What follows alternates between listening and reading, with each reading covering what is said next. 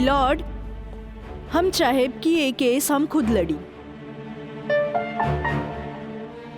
ई रहल हमार बार ऑफ अटॉर्नी के रजिस्ट्रेशन।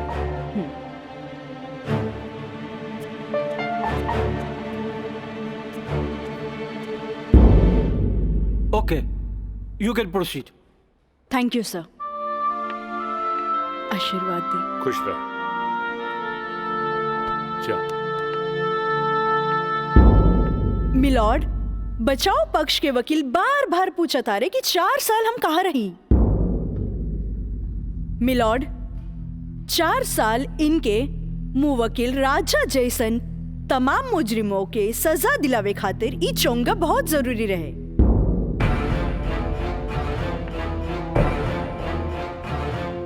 मिस्टर हैदर काज़मी साहब, अब समझ में आयल कि 4 साल हम कहाँ रही कि और डिटेल बतावे के पड़ी।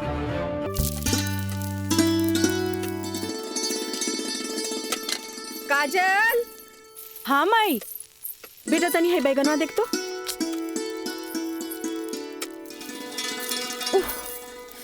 तोर भरता बन जाए ना, तनी दोनों जने के प्लेट में डाल के दिया। ठीक बा माई। तबले हम चाय लेके आवा तनी। ई लिए लिट्टी चोखा।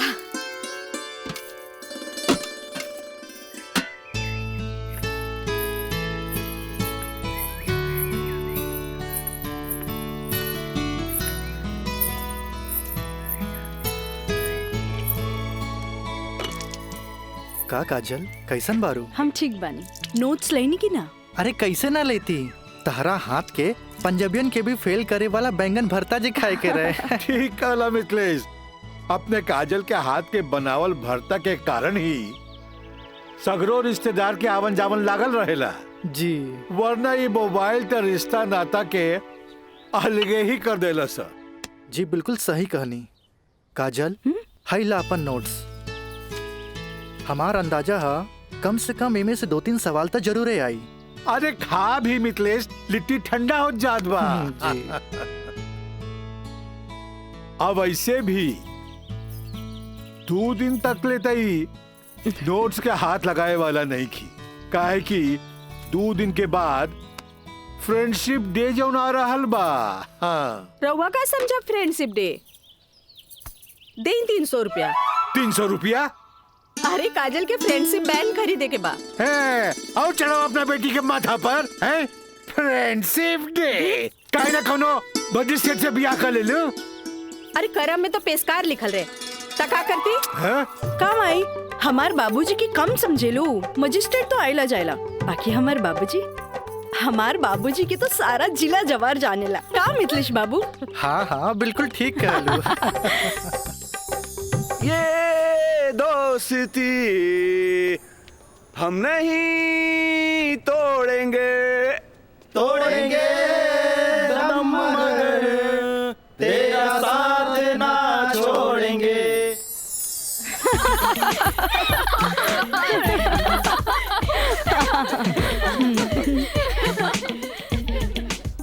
फूल बनके मुस्कुराना भी जिंदगी है, मुस्कुरा के गम भुलाना भी जिंदगी है। क्या बात है। तब मिल मिल के दोस्ती निभाना भी जिंदगी है।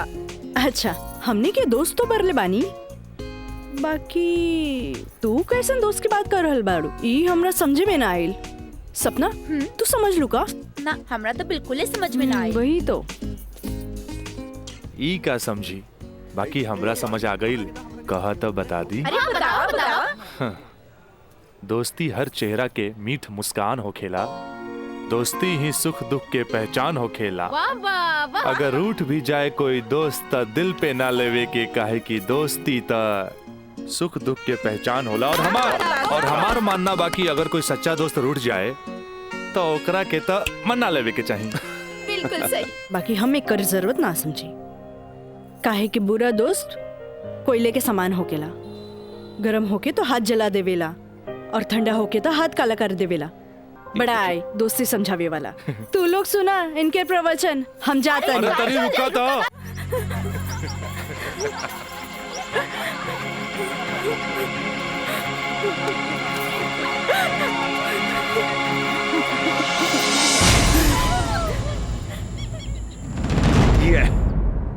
काजल, तोरा परेशान होके के जरूरत नहीं खे। खबर भेजवैनी हा, राज आपते हुई। May I coming sir? Yes come in. का बात बस सर, आप हमके बुलाई नहीं हो? हाँ, ई का सुनतानी हम हो, तोरा जैसे स्टूडेंट के वजह से ही कॉलेज के बदनामी हो जाला। को एजुकेशन के मतलब ही ना हा कि कॉलेज में कोई लड़का लड़की के छेड़खानी करे। लेकिन सर हम कुछ ना सुनने के चाहता नहीं। अब कोई ना कोई स्ट्रिक्ट डिसीजन हमरा लेवे के पड़ी। ठीक बा काजल, तू जा सकेलू। जी सर, थैंक यू। लेकिन सर हम ऐसा क्या कर देनी है कि काजल आपके लगे हमारी शिकायत लेके आ गई है?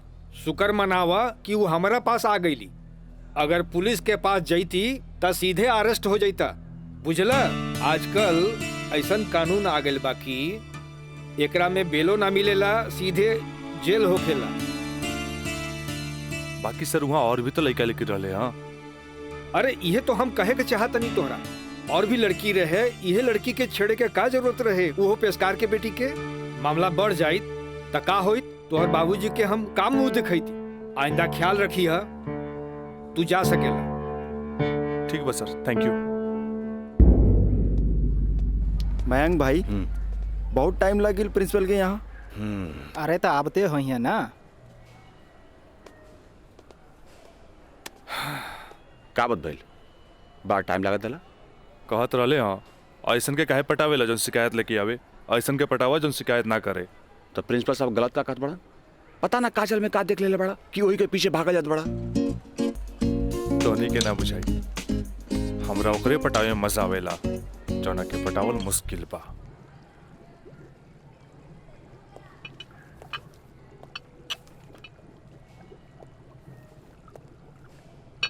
क्या हो रहा है? जी सर। ए पिंकी, हाँ, रिटन एग्जाम तो बढ़िया गए, बाकी लागत कि प्रैक्टिकल तो हमरा ले डूबी। हमरा तो बहुत बढ़िया बा। बस एकरा में से नापे के बा और एमे लिख लेवे के बा। अच्छा बतावा, का करी? इसमें का डाली? एकरा में ई एसिड डाला। ये? हाँ पक्का? हाँ।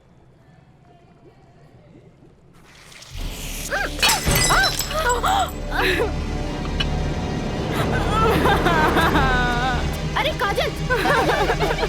काजल, where are you going? What happened?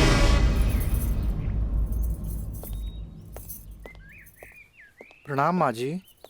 प्रणाम, बैठा। अकेले पेशकार साहब कहाँ रह गइलन? उहे बतावे के बा जे आज उनका कचहरी में देर होखी। अच्छा अच्छा। काजल के आज प्रैक्टिकल के आखिरी एग्जाम रहे, से पूछे के बा कि एग्जाम कैसन गईल। अब देखा बहले तो ऐली ना, कैसन जाए कहा जाए कुछ समझ में नहीं आवत। अभी औते हुई ई देखा। अरे का है?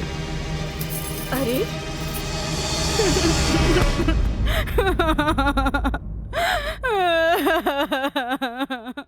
काजल, काजल, ए काजल, का भइल? अरे हमनी के अनदेखी करके यहाँ के रोवे लगलू। अरे का भइल? परीक्षा तो ठीक से गई ना? अरे बोल। प्रैक्टिकल खराब हो गए, एन वक्त में टेस्ट बुक टूट गए। हम फेल हो जाए भाई, हम फेल हो जाए। अरे का काजल, तू तो बड़ा जल्दी निराश हो जाली। अब केमिस्ट्री थ्योरी में जहाँ तक हमनी सोचले रहनी, कम से कम तोहरा के 40 मार्क्स तो मिलबे करी। अब प्रैक्टिकल में मार्क्स नहीं हो मिली तब पास होके से के रोकी? बाकी मिथिलेश बाबू, हम तो प्रैक्टिकल में छोड़ के आ गए नहीं। अरे तो का भइल? इन्विजिलेटर 0 ही दिहन ना, इतना हदीर काहे होत बारू? हाँ, एग्जामिनर अगर एकरा के इशू बना ले, अब माइनस मार्किंग करें, तब बे फेल होए के बात हो सकेला। अरे तो रो रो के हलकान भैला से का पास हो जेबू? ई देखा था, जा मुँह हाथ धो, भगवान सब ठीक करिए। जा। का ठीक करिए? अरे अब कहा होई कुछ समझ में नहीं क्या, कुछ ना बुझाता हमरा के। माँ जी, अब रहुआ परेशान मत होई, एकर थ्योरी पेपर बहुते बढ़िया गईल हा। अरे तो तुहार गाइडेंस रहे तबे ना। अरे साइंस के स्टूडेंट रही त गाइड कर देनी, एमे का। तो ठीक बा, अब तू ही समझावा ओकरा के। ठीक है। आइला घूप हो जा चुप। भैया एक सैंडविच लाइए। हाँ हाँ ले।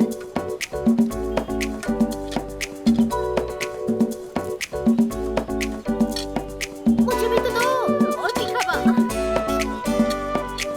भैया जल्दी से दो ना, मुझे भी। लेकिन छोला थोड़ा ठंडा हो गया है ना? अच्छा बा, ठीक बा। भैया रायदा अब हमरा के चाहिए बस। अरे खाना यार। कहे अभी से एग्जाम में फेल हो गए लुका? हाँ कहे चिंता में बड़ू हो? हाँ चिंता ना रही का तोरा नहीं के। Excuse me girls. काजल, तू तो बुझाता कि अभी लेक हमरा से नाराज बाड़ू। अरे नाराज तो हमहू रही तारा से, पर हमरा हमार दादाजी के सिखावल एगो बात याद आ गई। कोई भले ही बोए तोहरा ला काटा, तू बोए ओकरा ला फूल। देखा काजल, तू तो प्रिंसिपल साहब से जाके हमार शिकायत कर देलू, पर हमरा हमार दादाजी के सिखावल उ बात याद आ गई। भाई तो उनकर पोते नू, हम जकरा चाही लेनू ओकर पूरा ख्याल रखीले, है ना? देखा है ने, और ये बात के पता तोरा बड़ा जल्दी लग जाई, बुझाइल? गर्ल्स, आप लोग के रिजल्ट आ चुकल बा। अच्छा। और ये क्लासरूम में आप लोग का रिपोर्ट कार्ड बट रहल बा। जाई जल्दी चला। अरे जल्दी चला। ए काजल, कांग्रेचुलेशन, आपके केमिस्ट्री के प्रैक्टिकल में 20 में 20 मार्क्स मिलल है। Mister Raj, for your kind information, हम केमिस्ट्री प्रैक्टिकल एग्जाम ही छोड़ देनी है। ऐसे अपन कांग्रेचुलेशन अपने पास रखी। हाँ।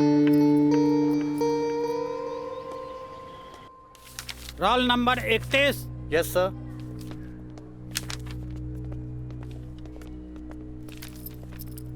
Roll number 32। Thank you sir.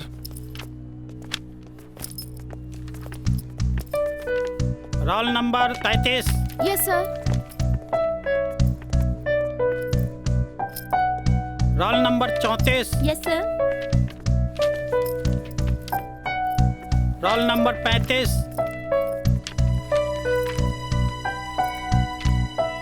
Roll number 36।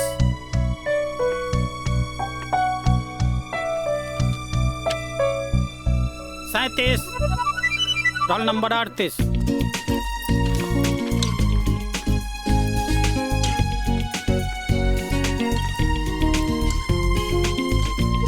है ना? देखा है ने, और ये बात के पता तोरा बड़ा जल्दी लग जाए, बुझाइल? ए पिंकी पूजा, हाँ ई देख ना, हमरा के सच में केमिस्ट्री प्रैक्टिकल में 20 में से 20 मिलल। ये जरूर राज के कारनामा है। कहे कि ये इन्विजिलेटर शर्मा जी ओकर बंगले पे तो ठहरल रहलन। ओह हाय मैं मर जावा। अगर तोहरा जगह पे हम रहती ना तो राजा के तो रानी बन जाती। जा बन जा। तारा के देख के ना एगो बात याद आ गई। इया कहे धिया धिया, धिया कहे चिया चिया। एक हवा जौन तारा पे जान छिड़केला, और एगो तू हा जौन एकरा के ठेंगा दिखावतिया। अच्छा चला चला, हम तो परीक्षा में पास हो गए नी, ये हमरा खातिर बहुत बड़ा बात बा। पापा देखिए तो बहुत खुश हो जाइए। हाँ चला चला चला।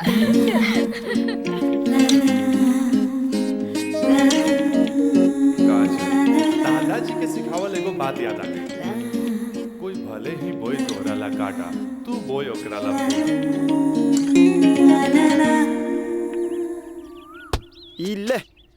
अरे भाई, अपोजिट टीम आ गई बा, हमनी के का होई? अरे आ गेल त का बैल हो, अभी तो टाइम बानू मैच में। टाइम बा का एहिजे बैठ के टाइम पास करवा। ए जब हमनी के मैदान में जाएम नु तो देख के थर्रा जाइलो, ठीक बा? अब चलो जौन होई तो मैदान में देखल जाई, उहे देखल जाई। चलो राज भाई बॉल दे। तोहनी के इतना हड़बड़ी बना तब बड़ा सन, हम आवाता नहीं।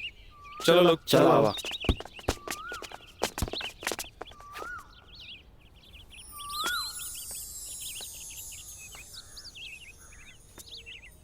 सुनो,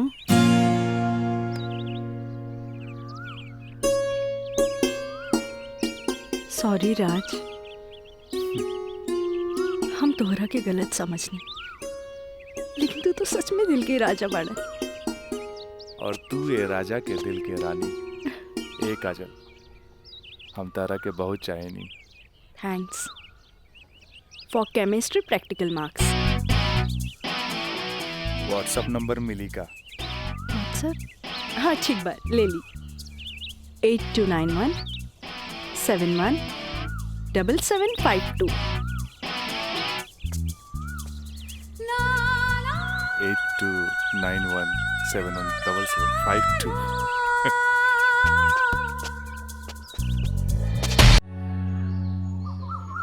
अच्छा ये बताओ यार कि तो हम लोग का प्यार मतलब हाँ प्यार कब से चला था?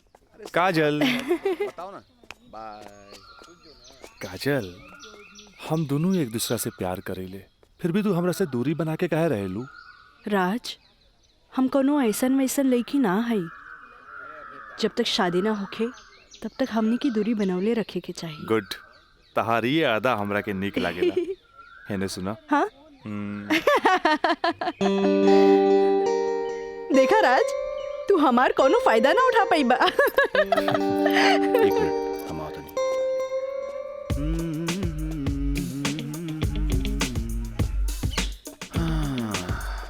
राज यार एगो बात बताई। काजल अब यार हमरा के भी अच्छा लगे यार। हम एगो बात बताई। हाँ? तू हंसुआ के बिया में खुरपी नियन गीत मत गो। हाँ? वो तोर भाभी लागी। का लागी? भाभी। चल।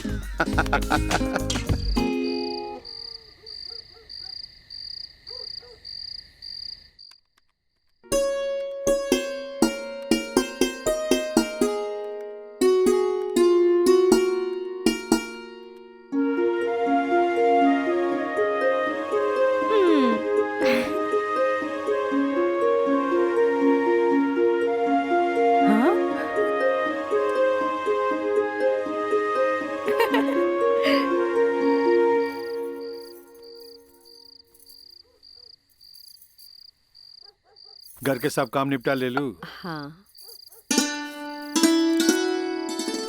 ब्लड प्रेशर के ई लोसर एज खात खात रउआ के सालन बीत गए। अरे एक बेर डॉक्टर से पूछ लेती कहीं गोलियां तो ना चेंज करे के बा। एकर साइड इफेक्ट भी होला। एक बेर हमार बाबूजी के पैर ऐसे ही सूज गए रहे, जब गोली चेंज भइल तो एकदम ही ठीक हो गइल। तू हमार कितना ख्याल रखेलू? अच्छा ये बतावा, तू अपन थायराइड के गोली खा लू कि ना? अरे कहाँ खाइला, 3 दिन से तो वो खत्म हो गइल बा। का गोली खत्म हो गई? तू हमरा का बतैलू ना कि गोली खत्म हो गई? अरे तू मरबू, तू एक दिन जरूर मरबू। फिर हमरा से ये ना कहिया कि हमार ख्याल ना रख ले। अरे जब मरिए जाए तो कहा बोला? तू का चाहेलू हम जिए थे जी मर जाएं? हैं? दहाइला आज के बाद हम हो दवाई ना खाई। राउर पारा चढ़ गई। हाँ? तलवा के लहर माथा पर चढ़ गई। अरे तलवा के लहर माथा पर ना चढ़ी तो क्या हुई? तू दवाई ना खाईबू तब बिस्तर पकड़बू, फिर घर के चूल्हा चौका घर बाहर के देखी? अरे हमरा तक कचहरी के काम से फुर्सते ना मिलेला, फिर बैठ के तुम्हारी सेवा के करी? अरे के करे कहा था सेवा? मत करब, मरे दे, मत ले बापन कचहरी से छुट्टी। तू तो यही चाहता रू कि समाज हमरा के रनवा बन के फिरत देखत रहे। हे भगवान माफ करी हमरा के। अरे तू हमरा के माफ करा। जाई। अब हमरा कोनो जुगाड़ करे के पड़ी। काजल। हाँ काजलवे के माथा चाटी। काजल, काजल जी का करत तारू?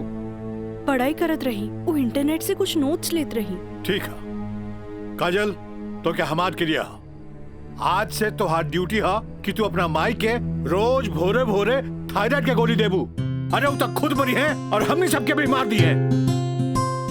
कॉलेज आयलू ना? जी बाबूजी, लाइब्रेरी में पढ़ाई खातिर कल संडे है, फिर भी हम जाए। ठीक ना बाबूजी? गुड, वेरी गुड, ऐसा ही पढ़े के चाहिए, तब तरक्की करबो।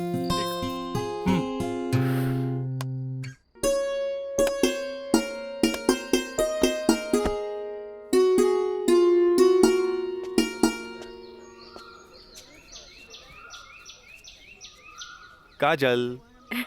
Thank you. काजल, हम दोनों एक दूसरा के बहुत चाहिए, हम्म, पर जब हम हमरा फ्यूचर के बारे में सोचिले तो हम देखिले कि हमार बाप के पास बहुत दौलत बा। उनकर दौलत के संभालत संभालत हमार जिंदगी गुजर जाई। हमरा ये आम आदमी नियन नौकरी चाकरी करे के फुर्सते ना मिली। अब बस तू हमरा जिंदगी में हमार जीवन साथी बन के आ जा तो हमार जिंदगी एकदम मजे में गुजर जाई।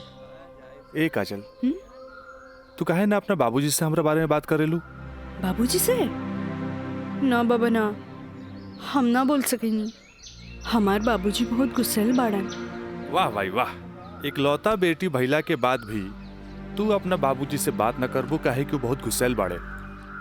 और इकलौता बेटा भैला के बाद भी हम अपना बाबूजी से बात ना करब काहे कि वो बहुत पैसा वाला बाड़े।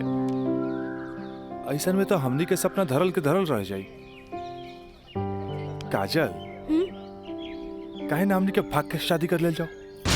बिना बतैले भाग के शादी कैसे कर सकेनी? हाँ काजल, हफ्ता भर के तो बात रही। हमनी के भाग के कहीं भी शादी कर लेल जाए और ओकरा बाद अपना अपना बाबूजी के बता देहल जाई। सोचत का बाड़ू तारा से ऊंच कूल और धनाट घर के हई। जब तू अपना बाबूजी के बतैबू नु तो ना कर पाइए। और हमहू जब हमरा बाप के बताएब कि हम भाग के शादी कर लेले बानी तो नाहियो चाहते हुए भी तहरा के अपना बहू के रूप में अपना ली है। ए काजल, हम तहरा बिना एक पल भी ना जी सकीले। ठीक बा, हम कोशिश करो। इनु भइल बात। अब छोड़ा हम बाय।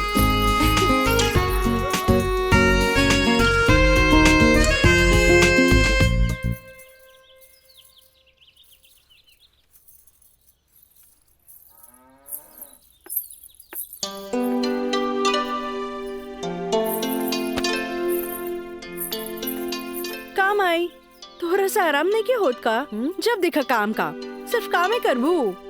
हमारा आराम के छोड़, ई बता हमरा से तोरा के का काम पड़ गई जे हमारा आराम के सोचे लगली? काम आई, हम तो हमेशा सोचनी ना माई।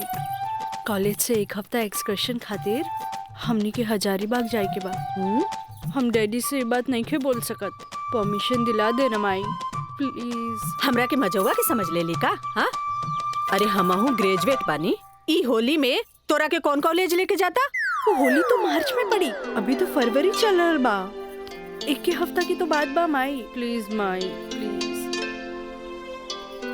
अच्छा, तोर बाबूजी आज ऑफिस नहीं खे गइलन, मिथिलेश के संगे बैठल बाड़े। कौनो शादी में जाए के बा, चल कोशिश करत तानी। Thank you Mai, thank you. Mithilesh, वो कहल जाला ना कि हाकिम के अगाड़ी या घोड़ा के पिछाड़ी ना रहे के चाहे हैं? मजिस्ट्रेट साहब के इकलौती बेटी के बियाह यही से हम खुद चलता नहीं तो हम न्योता तोरे हाथे भिजवा देती। अरे रउआ चलती तो उनको भी खुशी होत। हाँ ए जी। लेकिन हाँ? ई का कहतिया? का कहतिया? अरे कॉलेज टूर पे एक हफ्ता खातिर हजारीबाग जाए चाहतिया। ये एजुकेशनल टूर आके पिकनिक? एजुकेशनल टूर पूरी ना। ये तो निम्मन बात हो सर। स्टूडेंट्स के बाहरी दुनिया देखल उतने जरूरी है जितना विषय के ज्ञान।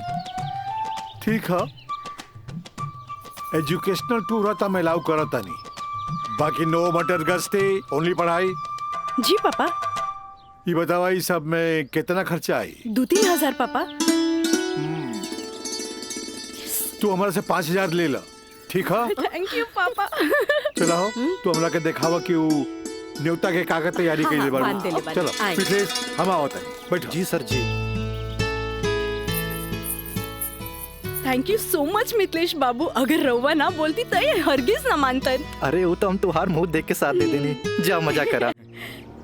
कैसन लागल? वाह सो ब्यूटीफुल। ये कहाँ लेके आ गई ला? पहले चला था तब ना पता लगी। उतरा। अरे स्टैंडवा कहाँ चल गई?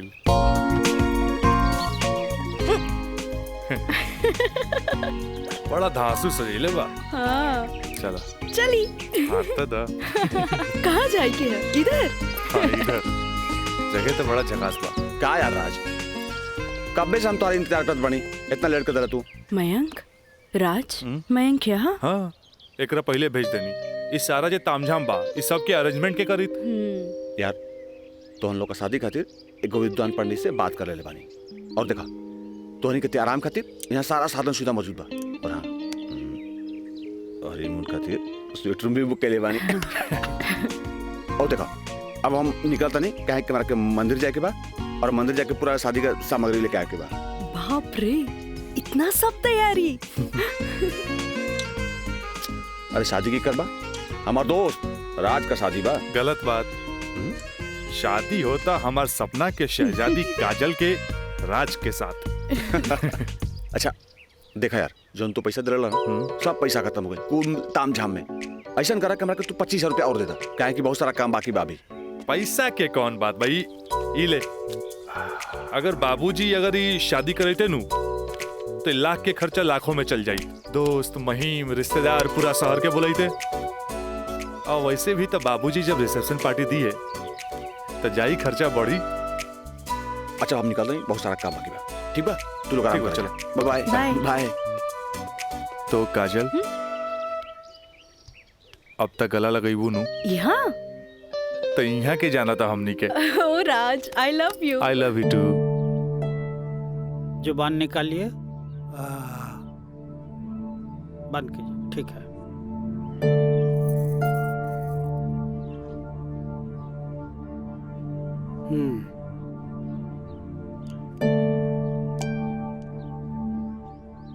सांस लीजिए और जोर से।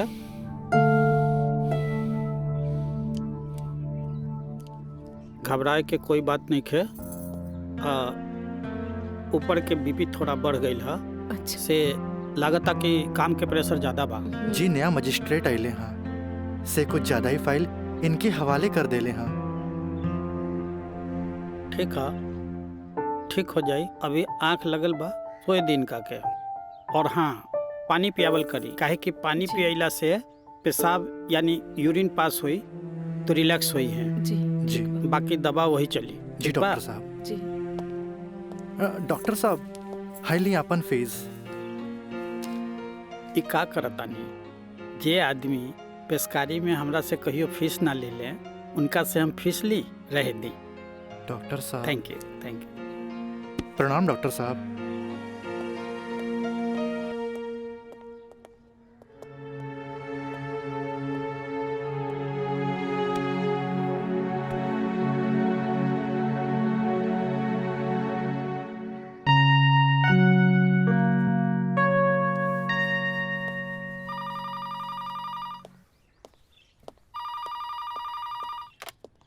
हेलो, हम काजल बोले तानी। हाँ काजल बोला, कैसन बारू? माई बाबूजी कैसन बाड़न?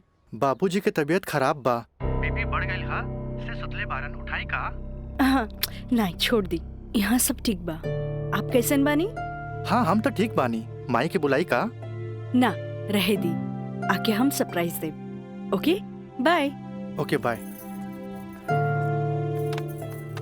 केकर फोन रहे? काजल के। अच्छा वहाँ के ठीक बारी अच्छा खोज खबर लेत रही। अच्छा माँ जी हम चलत तानी, सांझ के फिर से आ जाए। ठीक बा।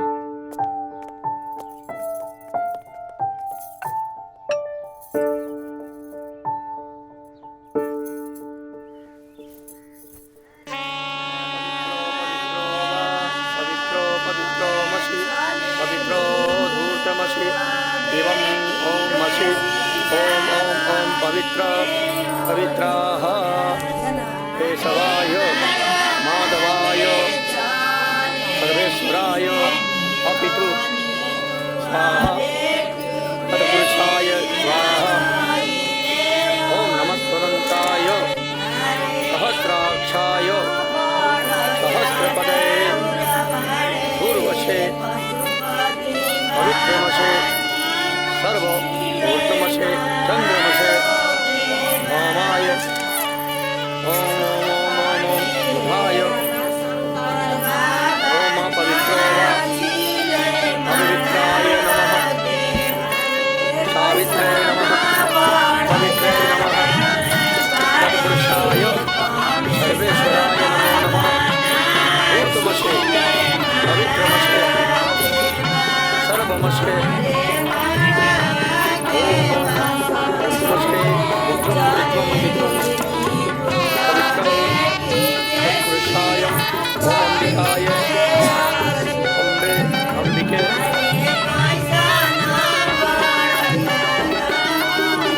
राजदाय राजाय नमो नमो नमो नमो विवाह संपन्ना भवतु।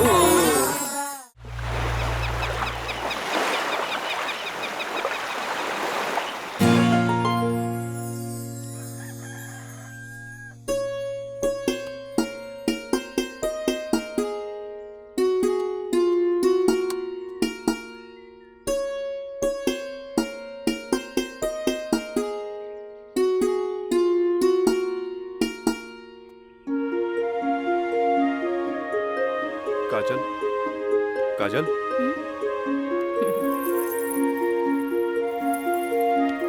Good morning. Good morning. उठे के मन तो हमरो ना करत रहे, पर खाली सुतल रहला से जिंदगी ना नु चली। चाय ले लो। हैं? गर्मा गर्म चाय मयंक, अपने हाथ से बनेले बन।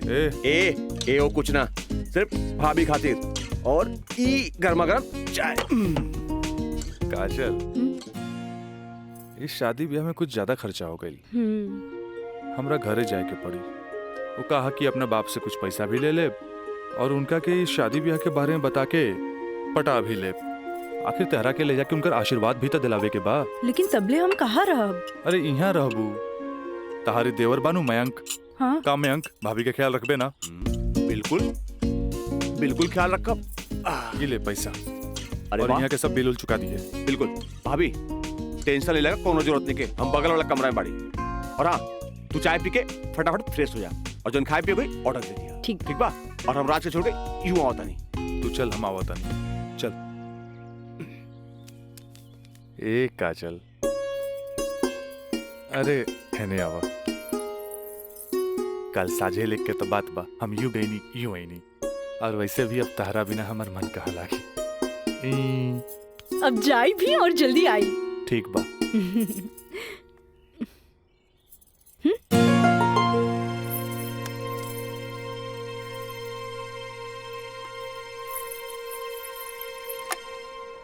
हेलो। हाँ, अरे देख रही हो कि मैं ऑफिस में हूँ, कितना काम पड़ा है, कितनी फाइलें पड़ी हैं, और तुम हो कि ये ले आइएगा वो ले आइएगा। हद कर दिया तुमने यार। मैं कम इन सर? कम इन। अखिलेश बाबू कैसन बाड़न?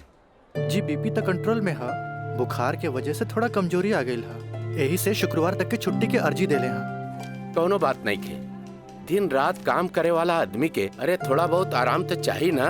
जी कह दिया ऑफिस के चिंता न करे जी, जब वो ठीक हो जावे तबे ऑफिस आवे।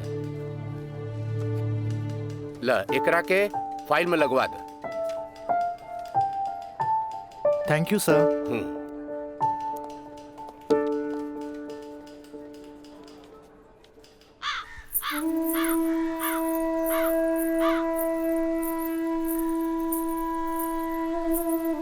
अरे भाभी, आइए बेटी।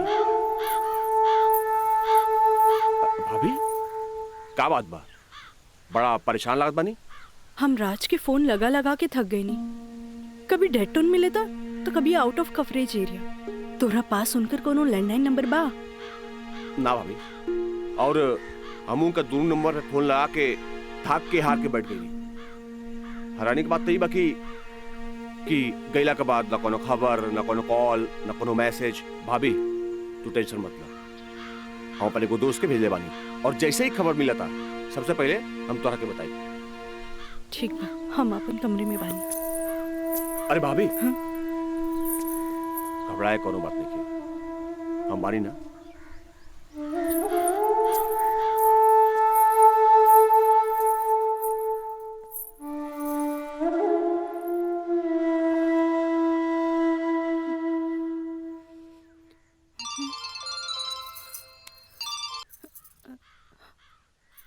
काजल, ट्रिप कैसन जा रहल बा?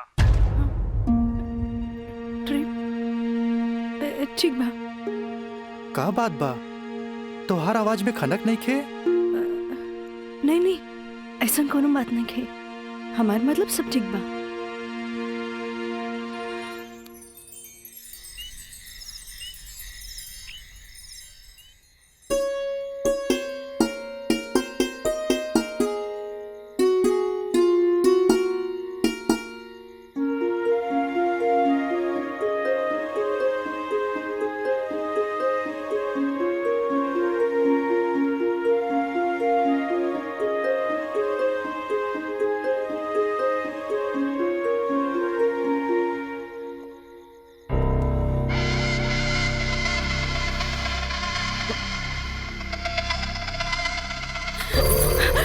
मर्जी। मयंक, ये क्या बदतमीजी है? चल जा यहाँ से, वरना राज के बता दे। कैसे? राज से? राज से? वो भाग गए? हाँ? आवेला नहीं के? हाँ? तोरा क्या पता? हाँ? ये भी कुछ हो रहा बना? सब ओकरे प्लान के तहत हो रहा बा। वो तो तोरा के भोग के और भौरा जैसन चूस के भाग गए। काजल, पता बा, जब तो के पहला बार देख ली तू पहली नजर में हमके पसंद आ गई। और हम तो के दिल से चाहे लग रही। काजल, आज दिल से चाहे लग रही। तुझे कहा तारा कौन सच बा? सच ना, 16 आना सच बा। ये बात हम तुझसे बहुत पहले बता दी थी, लेकिन क्या करी, ये मेरी हमार मुंह बन के तरस। देखा, तू गरीब, हम गरीब, हम तो क्या अपने काजल? हाँ, हमसे ब्याह कर ला, हम तो क्या अपने, हम तो क्या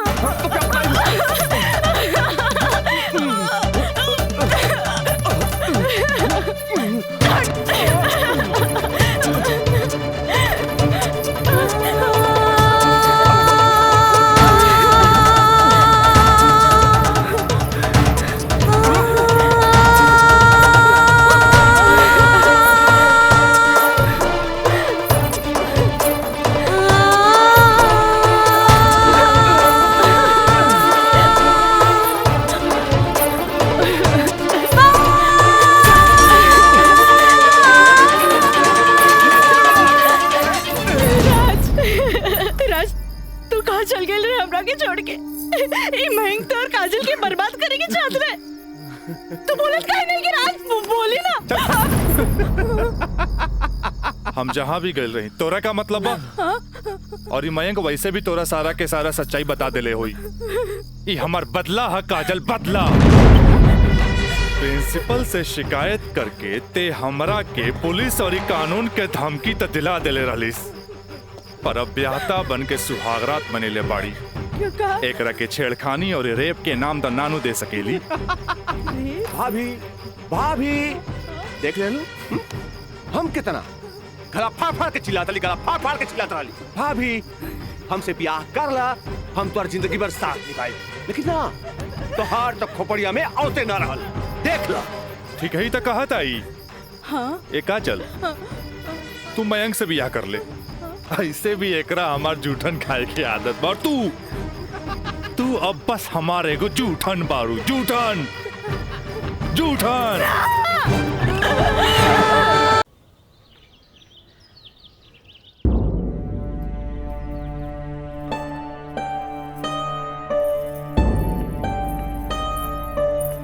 काजल, काजल, कहाँ भइल मई बाबूजी के? अरे ये ठीक बाड़न, दवाई खा के सुतल बाड़न।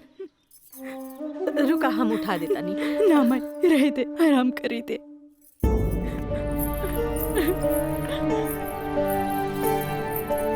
काजल, का भइल सर? सर का भइल?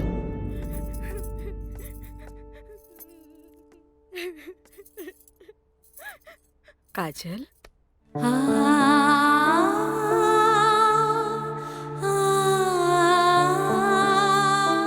अरे इतना रोवे के कोनो जरूरत नहीं है। तोर बाबूजी ठीक बाड़न। अरे वो तो बुखार के कारण ब्लड प्रेशर बढ़ गई रहे।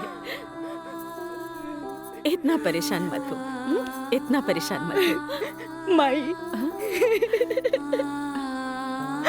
हमरा से बहुत बड़का गलती हो गई। हम एक्सकर्शन में ना गए रहे, बल्कि हम अपन बॉयफ्रेंड के साथ गए रही। और वो हमरा के दगा दे गए।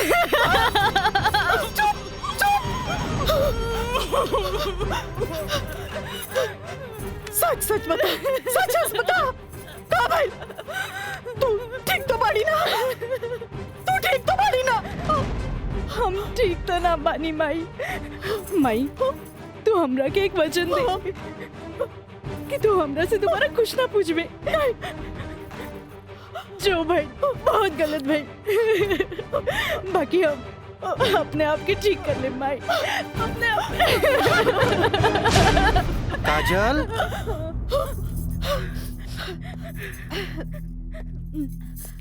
काजल, बाबूजी तोरा के बुलावत आ रहे। हाँ चला।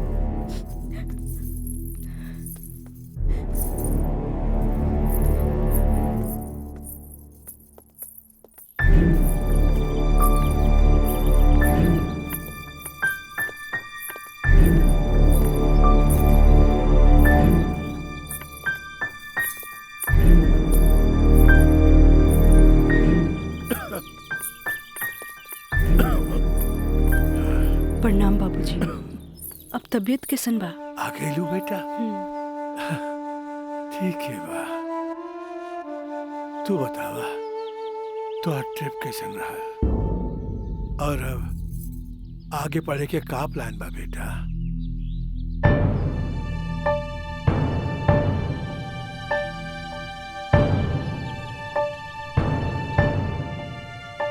बतैलू ना बेटा? पापा हम वो साइंस ना पढ़ के लॉ पढ़े के चाहता नहीं। तो ओकरा में का बात है बेटा? विषय कोनो खराब ना होखेला, पर जरूरत है तो ओकरा में अच्छा करे के। अगर तू लॉ ज्वाइन करे के चाहता रहो तो लॉ ज्वाइन कर ला।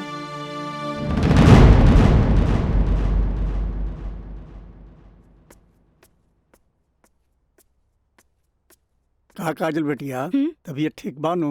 क्लास कब के खत्म हो गई? तू बैठल वारू बंद करे के रहे। हाँ काका, रूम लॉक कर दी। हम तो बस ऐसे ही बैठ गए रही। अच्छा।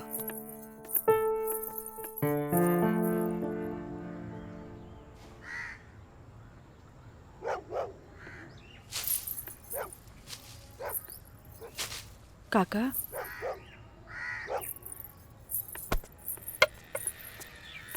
अरे बिटिया, तू फिर आ गेलू? अरे हम कई साल से देख रहल बानी कि हर 3-4 महीना पर तू आ जालू। पर बिटिया, राजा तोहरा से नइखे मिले चाहता। वो बड़ लोग हवन, उनकर जिंदगी में तारा जैसी लड़की की कीमत चाय के कुर्बा के बराबर हा, जे पी के फेंक देवला। काका तोहरा का लागता कि हमें को फिकल कुर्बा है? नहीं बिटिया नहीं, ऐसी बात नहीं की। जे हम देखिला से बताइनी बिटिया, हम उनकर घर के नमक खैले बानी।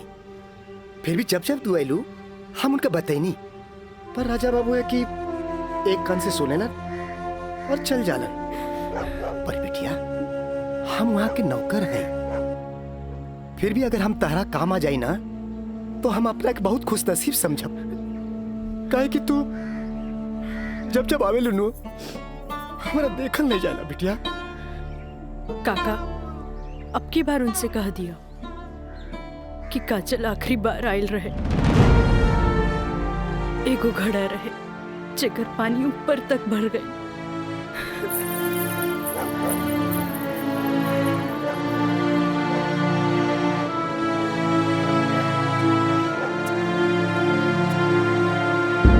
मैडम जी, ये कुछ बिल है, कारपेंटर बिल है, ये टेलीफोन बिल है और ये लाइट बिल है और कुछ वगैरह वगैरह काफी बिल है, आप देख लीजिए। माँ, ये मैनेजर साहब तारा के महीना भर के बिल और खर्चा के हिसाब दे देले।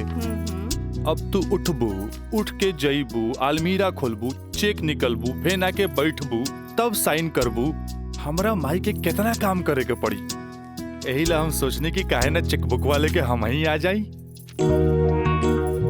नीमन कैला।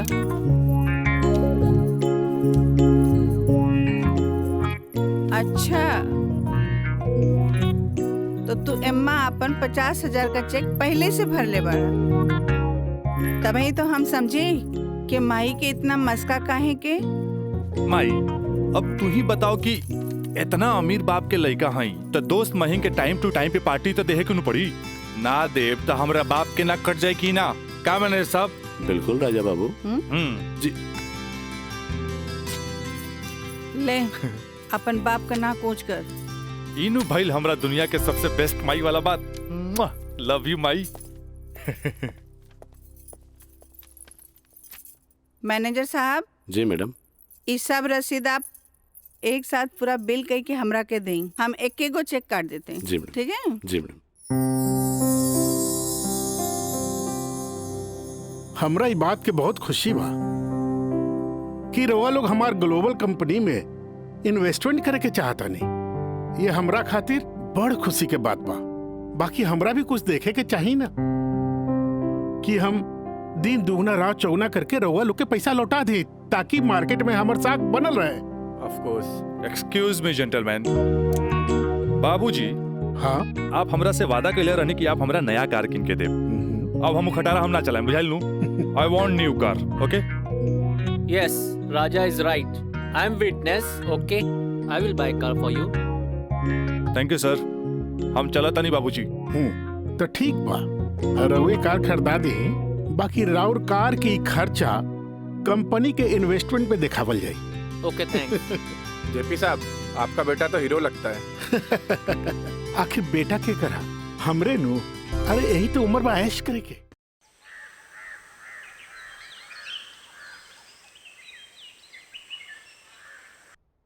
काजल जी तारा के देख के हमें 4 साल पहले के काजल याद आवतिया। याद है तारा के मिथिलेश के साथ डरत डरत तू हमरे चेम्बर में आ ललो लॉ कॉलेज में एडमिशन खातिर हैं। ई कानून के पढ़ाई कैसे एगो लड़की के बहादुर और समझदार बना देवेला। काजल हम चाहता नहीं कि पहला केस तू खुद अपने लड़ा कैसन रहे। लेकिन सर तू घबरा मत। हम तारा बारे में केहू से कुछो न कहनी है। देखा ये वकील लोग अपने क्लाइंट का सिक्रेसी अपने साथे चिता में ले जालन। बैठा। हाँ तो केस ये है कि मुवक्किल एक गरीब लड़की है जेकरा के शादी का झांसा दे के पहले भोगल गए और बाद में जूठन की तरफ फेंक दी। वो दहेज के केस न कर सकत रहे काहे कि वो गरीब रहे। रेप के केस न कर सकत रहे काहे कि वो अपने घर वालन के मुंह पर कालिक न पोते के चाहते। वो प्रताड़ना का केस भी न कर सकत रहे काहे कि वो घर में कबो रहली नहीं। अब वही मुवक्किल का केस तोहके लगे। अब वही गरीब लड़की का केस एक पढ़ल लिखल समझदार वकील के लड़ेगी। काजल हमरे नजर में तू एक मर्द लड़की बाड़ू। हमें फक्र बा कि तू हमारे असिस्टेंट बाड़ू। आई एम प्राउड ऑफ यू बेटा। जी सर थैंक यू।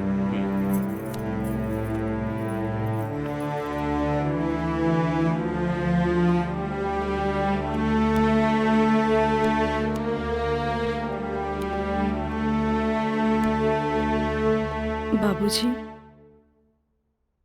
लड़की हर मोड़ पे डरत रहेली। अकेले होके तो सुनसान से डर, भीड़ में होके तो लोगन के डर, जब हवा उड़े तो दुपट्टा उड़े के डर,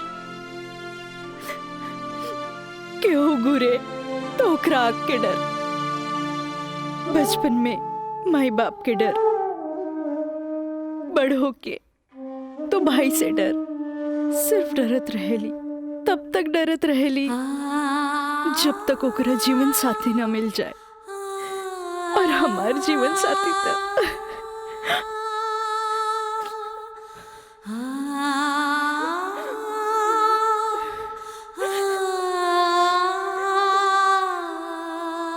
बाबूजी आज हमार पहला केस बा, राउर आशीर्वाद चाहिए। काजल माई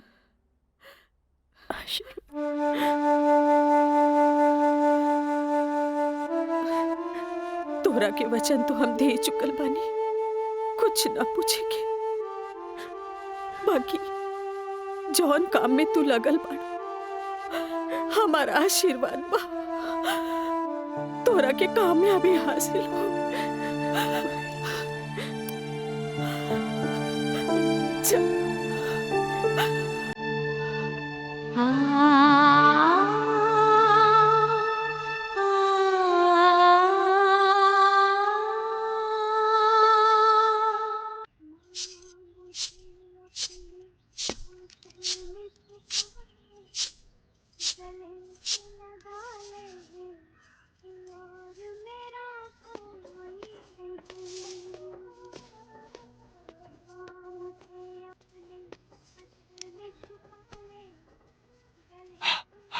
माई हमरा के 7,000 रुपया चाहिए, नौकरी का फार्म भरे के बाद। का है वो तो हाथ दोस्त राजा, वो ना करेगा तोरी मदद। भाई अब हमारा के केहू को मदद की जरूरत नहीं है, खुद नौकरी करे के बाद, कमाए के बाद, कुछ बने के बाद। यही तो हम कहा था नहीं, उम्मीद हो चलल नौकरी ना करबे तो कौन बाप अपन छोकरी तोरा से ब्याही। हमरा का हमार जिंदगी के का आज है कल ना रहा, फिर बहुत हो गए भाई, चल पैसा दे पैसा। तोरा से मुंह लगाए बेकार है, पैसा पैसा पैसा। हाँ हाँ दे। देता नहीं।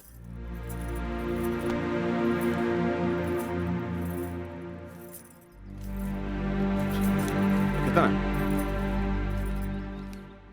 हम गिन ले ली, दे 500 और दे। ना नहीं 500 और दे। का है 3,500 चाहिए। देनी ना। चल आप ठीक काहे मांगता रे? चल जा, पैसा चाहिए। एक बात कही, तू दुनिया का सबसे अच्छा माई है। चल मैं चलता रही।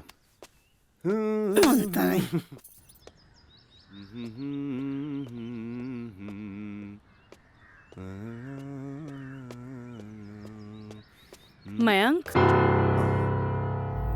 काजल, तू इतना दिन बाद यहाँ? हमरा तोरा से कुछ बात करे के बा। चलो कर बेटा। यहाँ ना, चलो कॉफी डे में बैठल जाए। Coffee day? अरे सोचा मत, हम पियाई कॉफी तोरा। चल ठीक। चलो।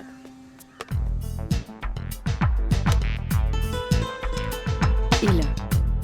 Thank you. पिया ना।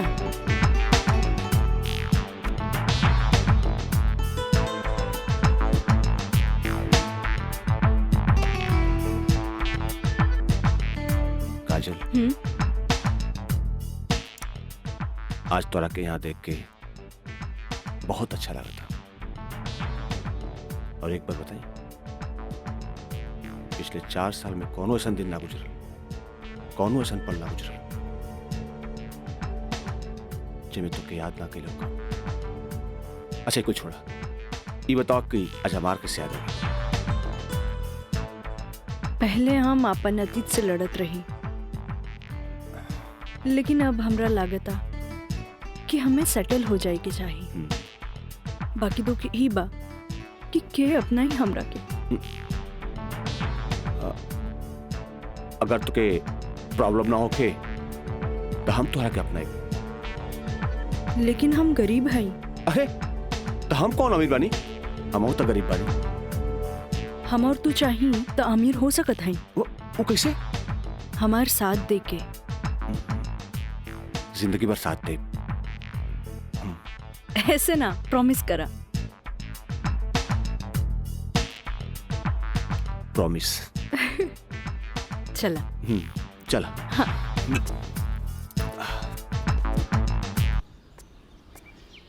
मितलेश जी, कोनो देर तो ना भइल? अरे ना बाबा, पहले ई बतावा भइल का? मयंक से साथ देवे की वादा ले लेनी है।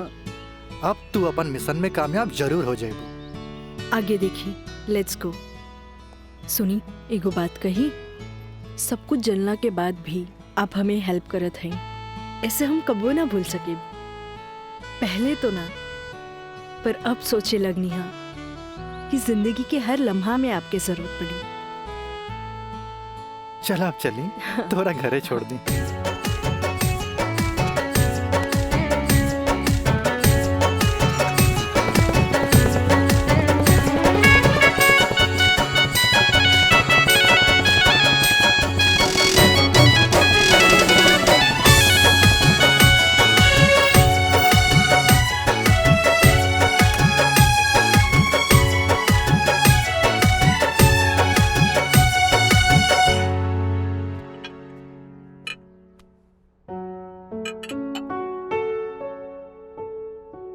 सुनी, एगो बात कही, सब कुछ जानला के बाद भी आप हमें हेल्प करत हैं, ऐसे हम कबो ना भूल सके। पहले तो ना, पर अब सोचे लगनी है कि जिंदगी के हर लम्हा में आपके जरूरत पड़ी। खाना लगा दी? ना भोला, आज तक ऐसा ही पेट भरल है। आज ना खाई बपने? ना। ठीक बा।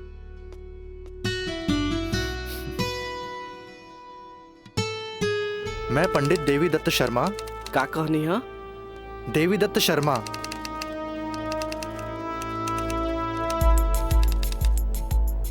सत्रह मई के भाईल। अच्छा भैया तनी जल्दी करी, देर होता। ली दी।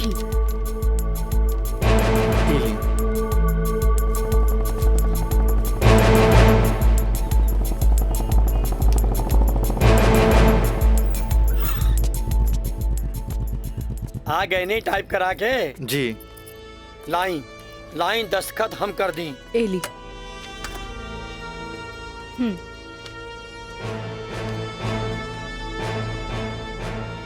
जय गणेश। ई कामता हो गई, अब बैंक के दस्तखत लेवे के पड़ी। वो आप हमरा पे छोड़ दी, वो हम ले ले। ठीक है।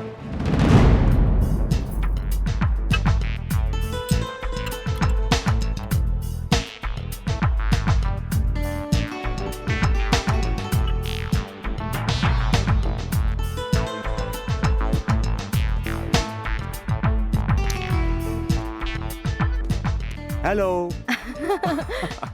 हाय।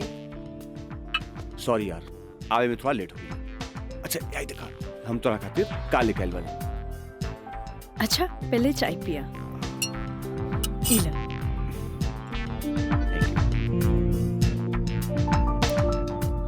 अंगूठी सोना के? हाँ। वो है इतना हल्का? मन तो रहे कि हीरा के लेके आई थी, लेकिन का करी, पैसा का तंगी। अच्छा ई बतावा, खुशहाल जिंदगी जिए खातिर तोहरा कितना पैसा चाहिए? 20 लाख। अगर हम तोहरा पूरी 50 लाख दी तो कैसन रही? वैसे ही रही, समझ ला अनार के आंख मिल गई। तो चला फटाफट ई पेपर पे साइन कर दे। अरे पढ़ा मत, यही से हमनी करोड़पति बन जाए। हाँ ल। ठीक है। डॉलर भी कदम तो गिरब तो हर बहिया में ना।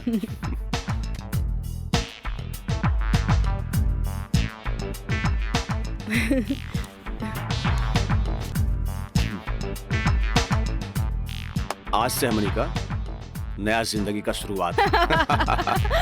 रोमांटिक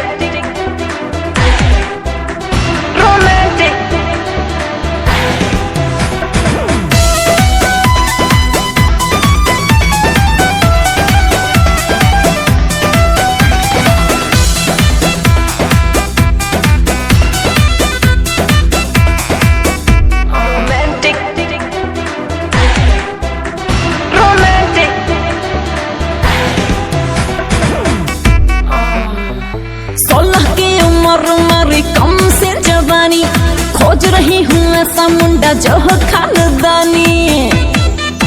हाँ 16 की उम्र मेरी कम से जवानी, खोज रही हूँ ऐसा मुंडा जो हो खानदानी। इंग्लिश नहीं चलेगा, ना चलेगा हॉटी, तो कैसा चलेगा? रोमांटिक रोमांटिक रोमांटिक रोमांटिक मर्द से करूंगी मैं शादी, तभी तो साले साले बढ़ेगा आबादी। रोमांटिक मर्द से करूंगी मैं शादी। मीना, मंजू, रेखा कस्तूरी के डांस देख के कुछ समझ में आयल? अरे सरकार के देख के बाजार बदल जाला, बाजार के देख के साहूकार बदल जाला, आ घोड़ा के देख के सवार बदल जाला, शिकारी के देख के शिकार बदल जाला। ऐसे ही मेहमानों के बदले पे सत्कार के भी बदल देवे के चाहिए। अरे पहले के जमाना कुछ और रहे कि मर्द नाजो आदा पर लुट जात रहे, लेकिन अब जमाना बदल चुकल बा। आज के जमाना के मर्द सबके कमर तोड़ नाच पसंद आवेला। जितने कमर हिलैबू और सीना झटकैबू, मर्द उतने जल्द तोहार दीवाना हो जाए। दिखाओ करके। अरे ऐसे ना, ये देखो। कस्तूरी बाई, कस्तूरी बाई। चाहे नसीब, चाहे नसीब। तक लिया। बहुत दिन बाद तशरीफ लेनी राजा बाबू। भला ऐसे भी केहू केकरो भूल जाला। आए, बैठो।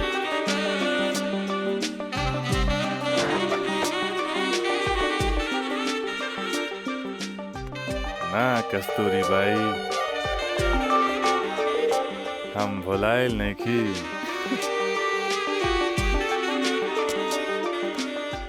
वो तो बस हमार शादी होके वाला बा। ओकरे तैयारी खातिर हम अपना माई के संगे खरीदारी में बिजी रही। फुर्सत पाते तहरा लगे आ गई नहीं। अच्छा एगो बात बतावा, कौनो बेहतरीन डांसर बा हमरा बियाह में नाचे खातिर? बानो एगो नया परिंदा बा। हाँ। मंजू, राजा बाबू का उहाँ ले जा जहाँ आज निराली का प्रोग्राम होता। आई जाए।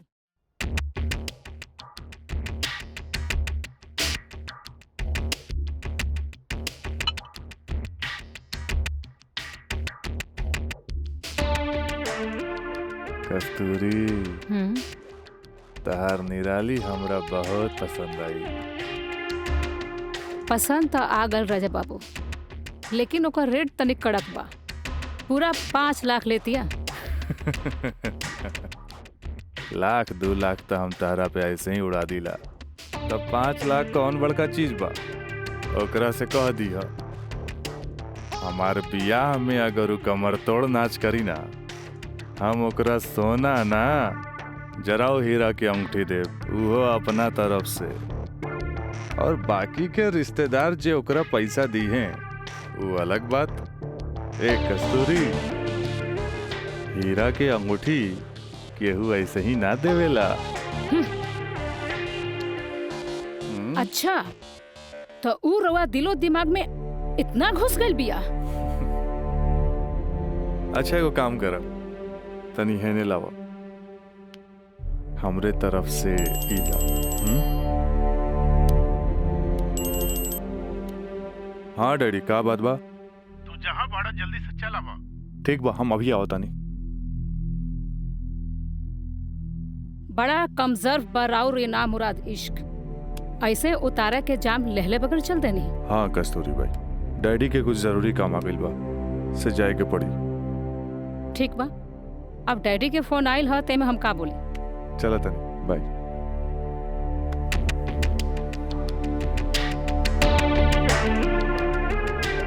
हीरा के अंगूठी तो दे गई, लेकिन तेरा दिल में गड़ल निराली के तीर निकाले के पड़ी।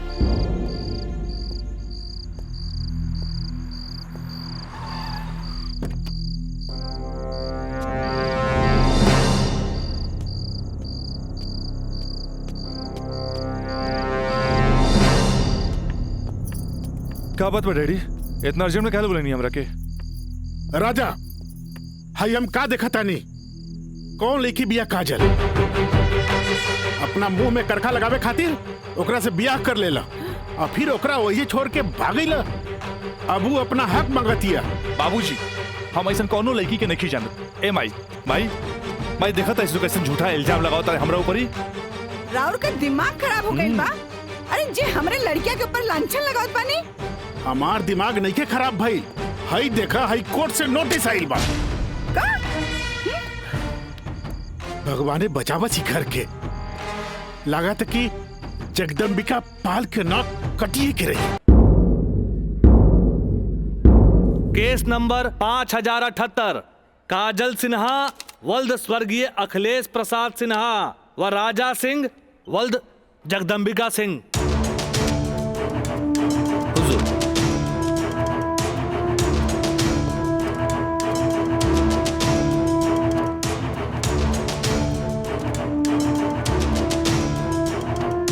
सर ये एफिडेविट के कर गवाहन के। अच्छा ठीक है, जग बेटा। मिलॉर्ड, असल में ये एक अमीर आदमी के प्रताड़ित करे वाला केस है। साथ में पढ़े वाला 2 बालिग दोस्त के आपन मर्जी से हम बिस्तर होए के केस है। I object milord. हमार फाजिल दोस्त एकदम बेकार का बात कर रहल बड़न। सच्चाई तो यह है कि हमार मुवक्किल काजल कबिया राजा के साथे बाकायदा मंदिर में भैल रहे और यह 2 गवाहन के एफिडेविट। एगो राजा का सबसे खास दोस्त मयंक और दूसर बियाह कराए वाला पंडित। आप देख ली। 4 साल बाद हमार फाजिल दोस्त के मुवक्किल कहाँ रहले? सच्चाई तो ई बा जज साहब कि हमार मुवक्किल राजा के शादी रोक के रुपया ऐठे के एगो षड्यंत्र बा, षड्यंत्र। शादी? कैसन शादी? अरे राजा का शादी तो पहले ही हो चुकल बा। अगर दोबारा शादी भइल ना तो तोहार मुवक्किल जेल जाई, जेल। बस जज साहब बस, हमू इनका से यही पूछा तानी कि आखिर ये किस्सा 4 साल बाद ही काहे उठावल गई, बताई। हम बतावा तानी जज साहब।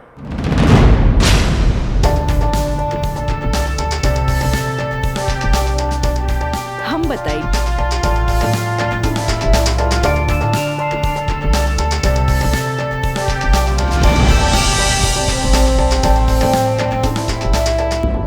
मिलॉर्ड, हम चाहे कि ये केस हम खुद लड़ी। ई रहल हमार बार ऑफ अटॉर्नी के रजिस्ट्रेशन।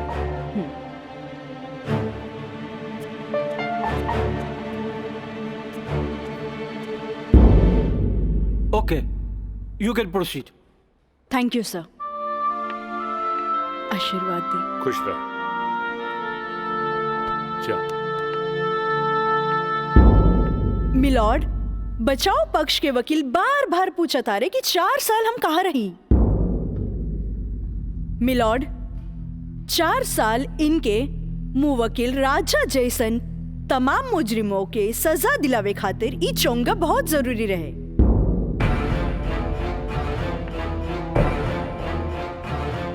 मिस्टर हैदर काज़मी साहब, अब समझ में आयल कि 4 साल हम कहाँ रही कि और डिटेल बतावे के पड़ी। तो मिलॉर्ड, हम केस के स्टडी खातिर हमरा के कुछ समय चाहिए। हाँ, कोर्ट इंस्ट्रक्ट करती है कि राजा की शादी रोक दी जाए जब तक कोर्ट का फैसला ना हो जाए। बचाव पक्ष के वकील की रिक्वेस्ट पर यह कोर्ट मुअत्तिल की जाती है।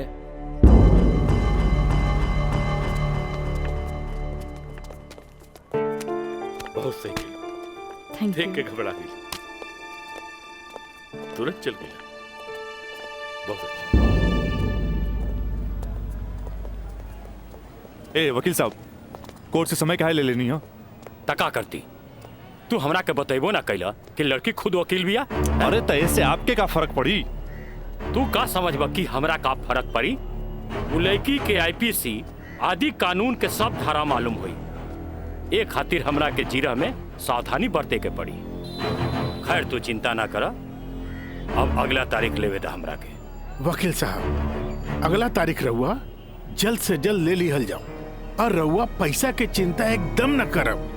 हम पैसा के चिंता ना करब, अगला तारीख जल्दी ले ले हम। चलो चलो बाबूजी, चलो चलो।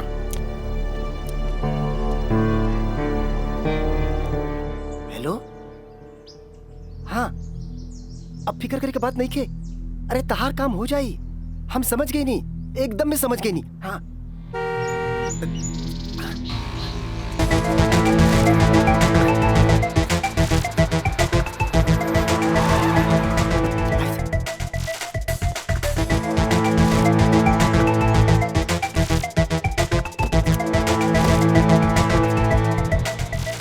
हटा ना, ये पाइप पे कर दिया बे। रखा था नहीं। हाँ।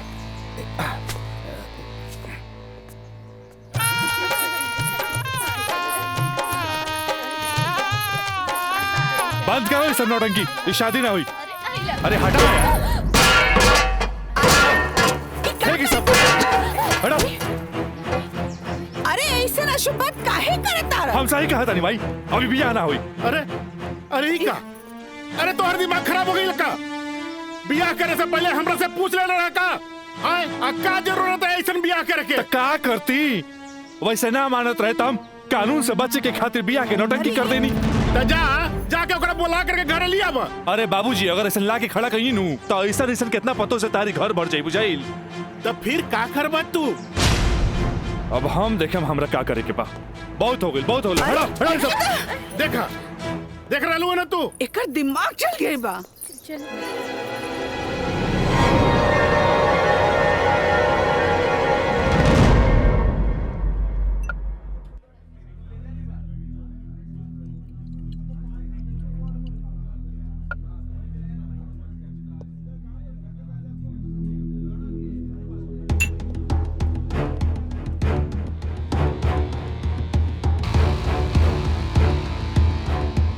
बोलो राज, क्या बात बा?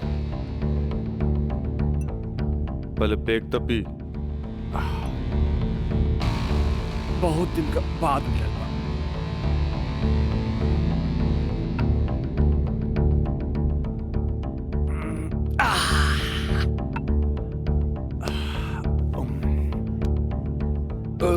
अब बतावा क्या बात बा? मयंक,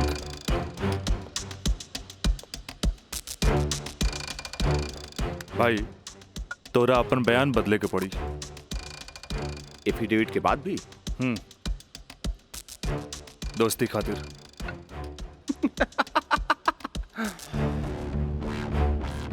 अब बयान देने का कीमत काजल 50 लाख लगो ले गया। बयान बदले के बाद बयान बदले का कीमत 1 करोड़। 1 करोड़?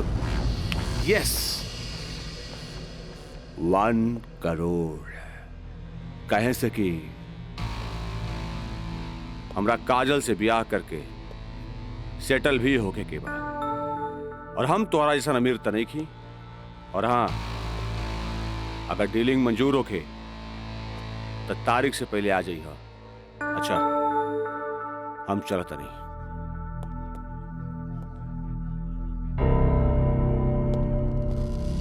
हमार बिल्ली हमरे से म्याऊं।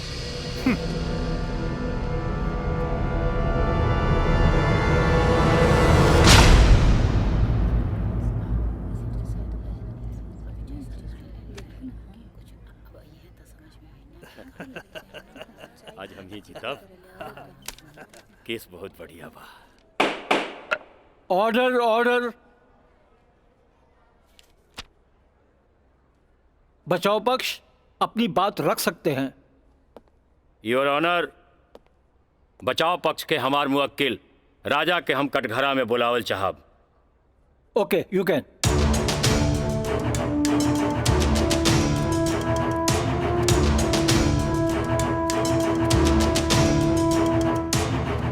हम गीता पे हाथ रख के कसम खाता नहीं, जे भी कहब सच कहब, सच के सिवा कुछ न कहब। हाँ तो मिस्टर राजा, आप अपन बचाव में का कहल चाहते नहीं? जज साहब, हम ये बात माना तानी कि हम और ये काजल कॉलेज के दिन से एक दूसरे के चाहता नहीं।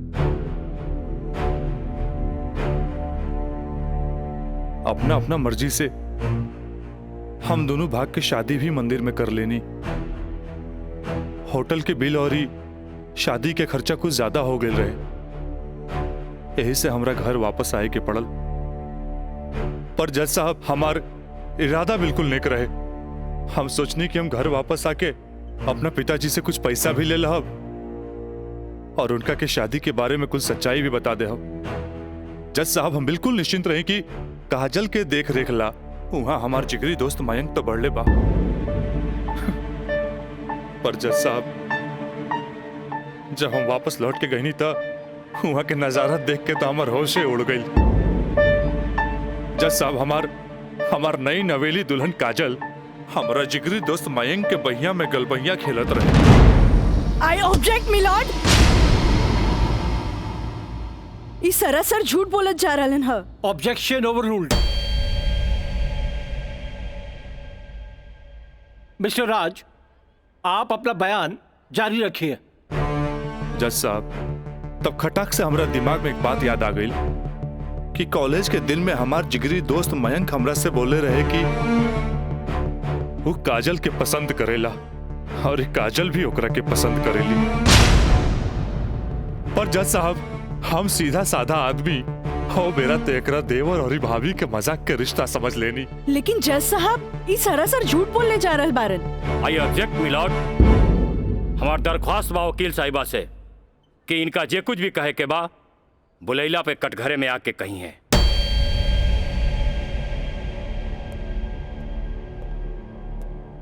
आप कंटिन्यू कर सकते हैं मिस्टर राज। जज साहब, कोई भी आदमी अपना बीवी के केहू दूसरा के भैया में देखी तो ओकरा मन मस्तिष्क पर का गुजरी ये आप अच्छे से समझ सकीले जज साहब। मिलॉर्ड, ई सरासर झूठ के पुलिंदा आपके सामने रखल जा रहल बा। कोर्ट के गुमराह करे की कोशिश कइल जा रहल बा। तया पानी ना कोर्ट के सही रास्ता दिखावे वाली। अरे घबराई ना, जल्दी ही रहुओ के बयान देवे के समय मिली।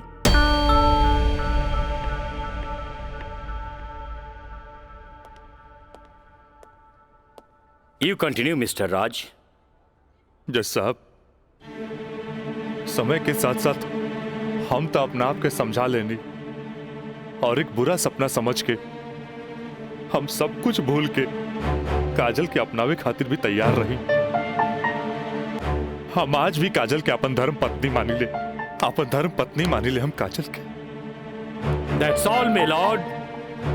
हम चाहत कि वकील साहिबा काजल सिन्हा के कटघरे में बुलावल जाए, वो भी वकील के तौर पर ना, मुद्दई के तौर पर। इजाजत है।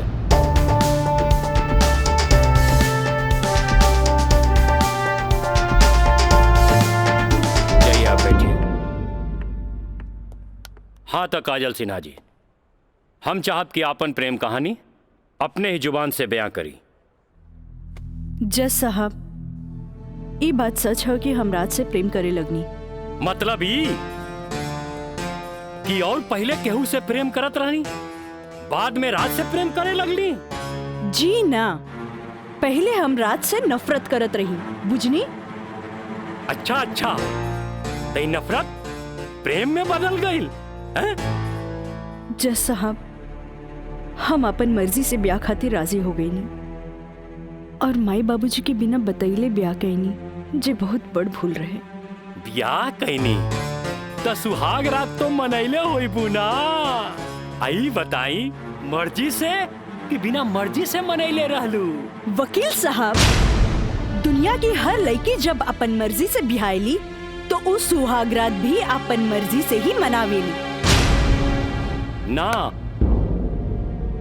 हम ए से पूछत रही कि जब सुहाग रात मनावत रहलू तब बगल के कमरा में राज के दोस्त मयंक रहलन ना? तका भइल, मयंक के हम शुरू से देवर के तौर पे देखत रही। अरे देखत भी रही कि मानत भी रही? मानत भी रही वकील साहब, मानत भी रही। जज साहब, यहाँ तक की कहानी तो महज एक कहानी बा जे हर लड़की के जीवन में आवेला।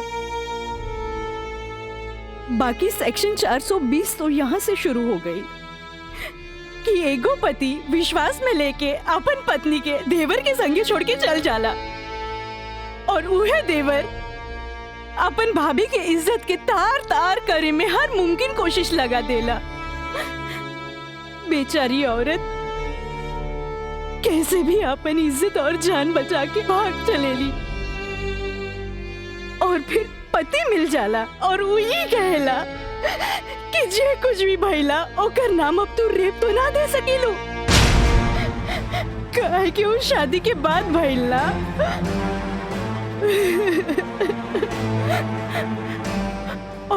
बाद शादी के तो तू सो कॉल देवर से कर सकेलू।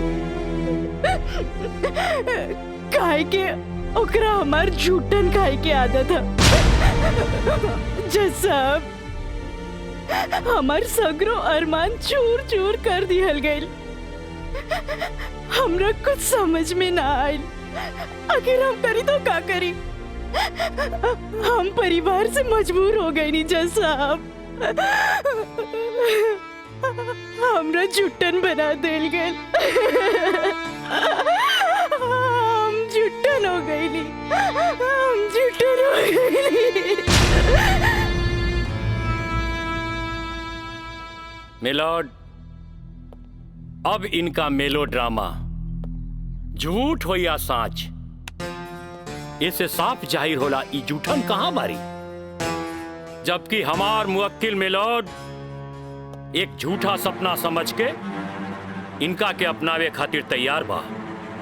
इतना ही ना मिलॉर्ड, हमार मुवक्किल के पिताजी जगदम्बिका पाल जी एक लिखित बयान में मिलॉर्ड इनका के बहू बनावे खातिर तैयार बाड़े। इली काजल, जबकि राज, उसके परिवार और यहाँ तक कि उसके पिता भी तुम्हें एक्सेप्ट करने के लिए राजी है, फिर तुम्हें क्या प्रॉब्लम है?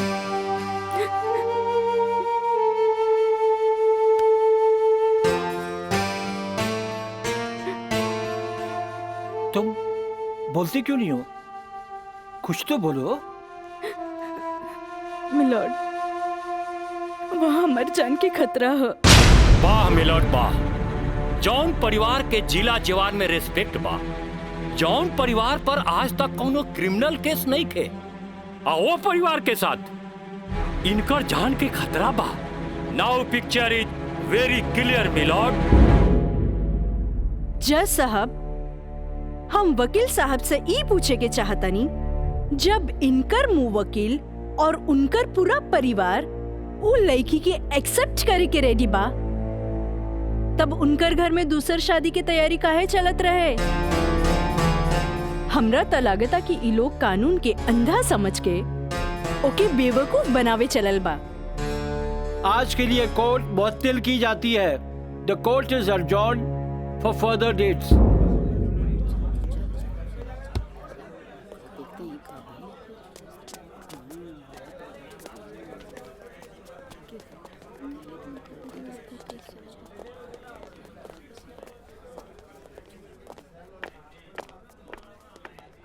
वकील साहिबा, अरे वाह, तू तो बड़ा चालाक बड़ू हो।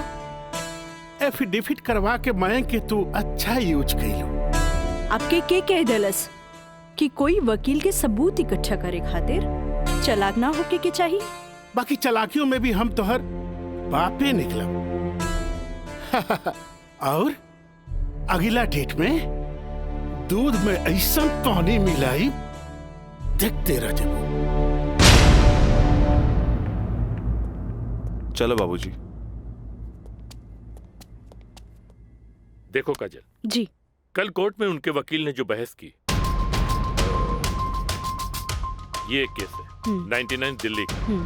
तुम्हारे केस से बहुत कुछ मिलता जुलता है। जी सर। और इसमें उसके पक्ष में फैसला हुआ था। मैं इसको अंडरलाइन कर दे रहा हूँ। ओके। हाँ। तो ये पॉइंट जो है,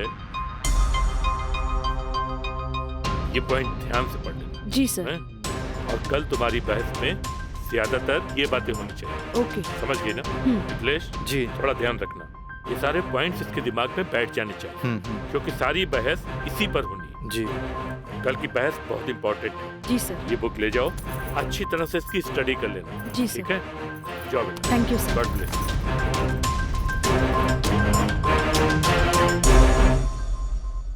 आँख कहेली कि एक नया इंसान देख ले, लेकिन दिल कहेला कि ना।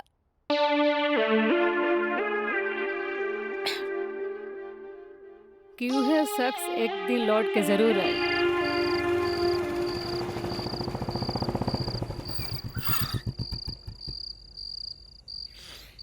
जफाओ ने मारा, वफाओ ने मारा। निराली, अरे निराली, मुझे तेरी अदाओं ने मारा।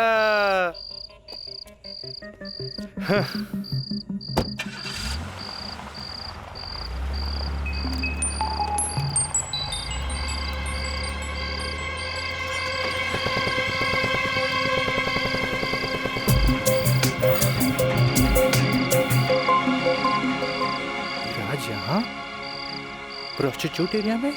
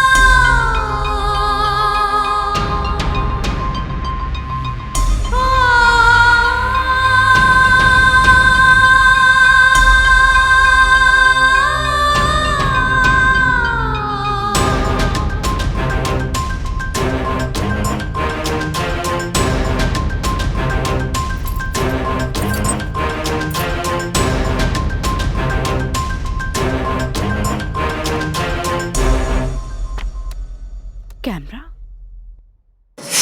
अब जाए भी और जल्दी आई। ठीक बात।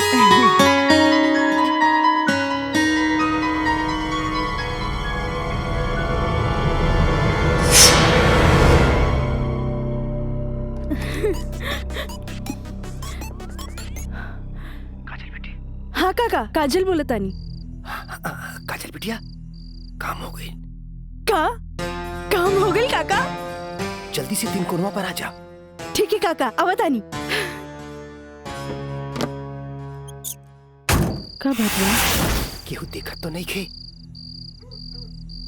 इला तार दिहल कैमरा और ई रहल कैमरा के चिप बिटिया। हे भगवान, बहुत बचबुचा के आइल बानी ताकि केहू के शक ना हो। थैंक यू काका। अरे रीका बिटिया, देखा बिटिया, भगवान के घर में देर होला, अंधेर नहीं खे, और भगवान तारा बहुते कामयाबी दी है। अच्छा बिटिया जी। अच्छा बिटिया, हम जाता नहीं। ठीक बा।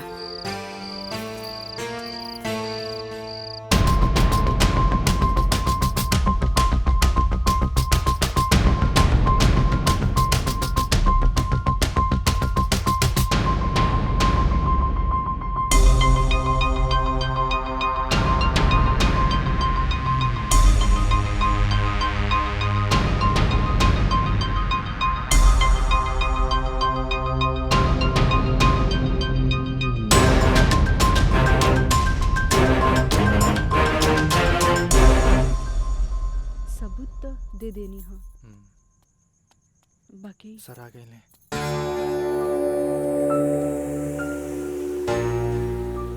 प्रणाम सर। खुश रह काजल। वो लोग समझ ले रहन की तमाशा होई, बाकी तू चुप रह के बाजिए पलट देलू हैं। तू जौन भी सबूत हमरा के देले रहलू, हम सब स्टडी कर ले बहुत सही है। I am proud of you बेटा। Thank you sir. God bless you. Mithilesh ji, कल कोर्ट पे मिले जाए। ठीक बा सर। ठीक। चलो। प्रणाम सर।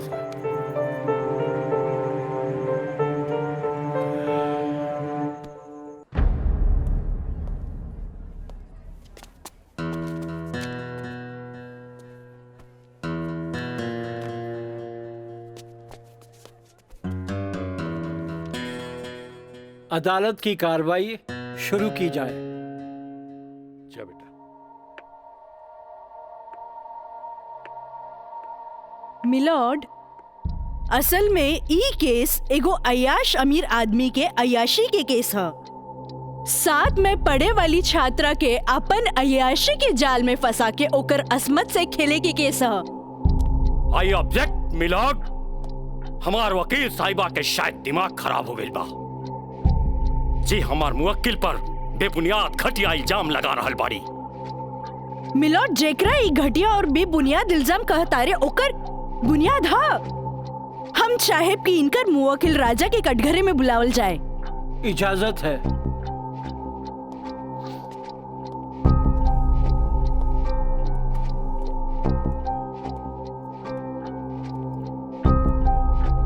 जज साहब, ई उहे आदमी है जे लड़की के चाय के कुर्बा समझेला, जेके पिया और फेंक द। इनकर अयाशी के सबूत के तौर पर हम अपन एगो गवाह पेश करे के चाहतानी। इजाजत है। Thank you.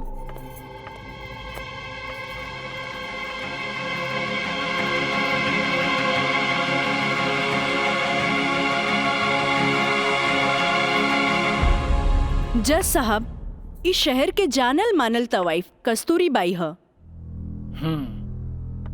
हाँ तो कस्तूरी बाई, ई जे सामने कटघरा में खड़ा बाड़न, का आप इनकरा के पहचाने ली?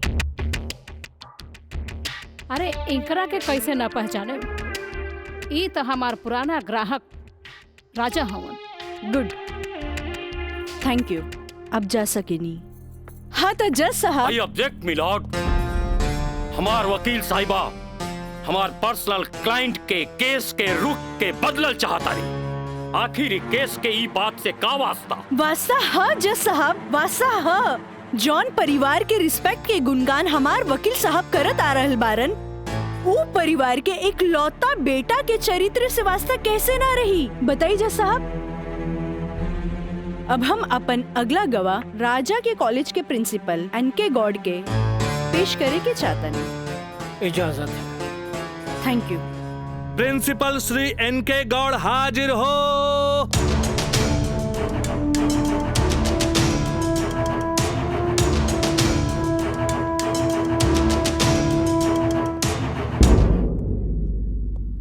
हाँ तो प्रिंसिपल साहब, आपकी कॉलेज की एक छात्रा काजल सिन्हा के साथ जब ई शख्स सरेआम छेड़खानी कैलस और जब वो आपसे रिपोर्ट करे के बाद पुलिस में जात रही, तब आप का कहनी? हम ओकरा के पुलिस में जाए से रोकनी और राज के हिदायत देनी कि आपन आदत से वो बाज आवे, काहे कि हम ना चाहत रही कि रसूखदार परिवार पर कोई आँच आवे। Thank you. नोट किया जाए मिलॉर्ड। रसूखदार सुनल गई ना जज साहब? हमार वकील साहब के हिसाब से जॉन परिवार पे एक भी क्रिमिनल केस ना है। हुई भी तो कैसे? खैर, अब हम सबूत के तौर पर इस रसूखदार परिवार के एक लौता बेटा के जिगरी दोस्त मिस्टर मयंक के पेश करे के चाहता नहीं। इजाजत है। गवाह मयंक हाजिर हो।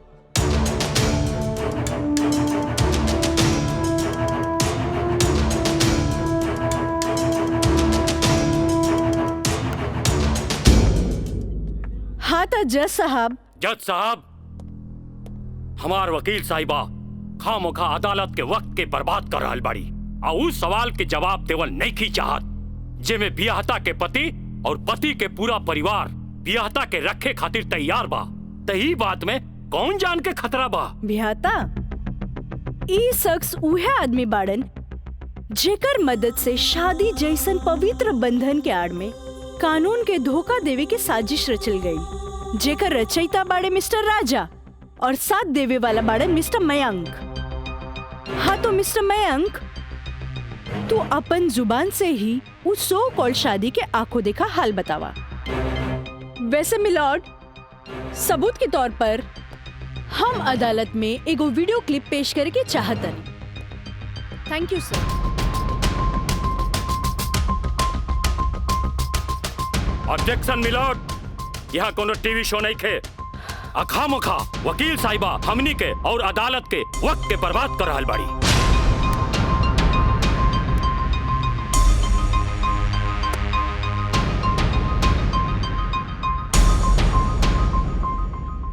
जज साहब वीडियो क्लिप में साफ दिख रहल बा कि दुल्हा दुल्हन के दाएं बाएं ना बल्कि आमने सामने बैठाल गईल ह, जे हिंदू रीति रिवाज से बिल्कुल गलत बा।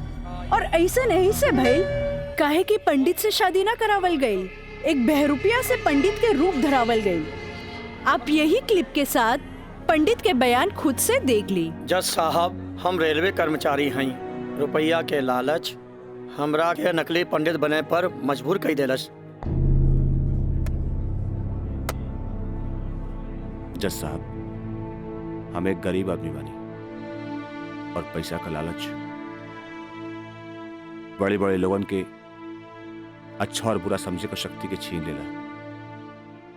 हम तो एक गरीब आदमी बानी, दोस्त के कहला पर हम एगो भलता आदमी के पुजारी बना के इन लोग का ब्याह करवा देली। आखिर हम भी क्या करती। जज साहब, काजल की खूबसूरती का हम दीवाना हो गई और काजल के पावे खातिर हम समाज और कानून के हर सीमा के भी लांग गईली। हाँ तो जज साहब, हमार दूसरा वीडियो क्लिप देखी जे ई साबित कर दी कि धारा 420 से शुरू हो करके धारा 376, 375, 362, 361, 120B के ऊ लड़की के साथ अंजाम दिल गल बा। और जज साहब लगे हाथ हमार दूसरा वीडियो क्लिप भी देख ली प्लीज।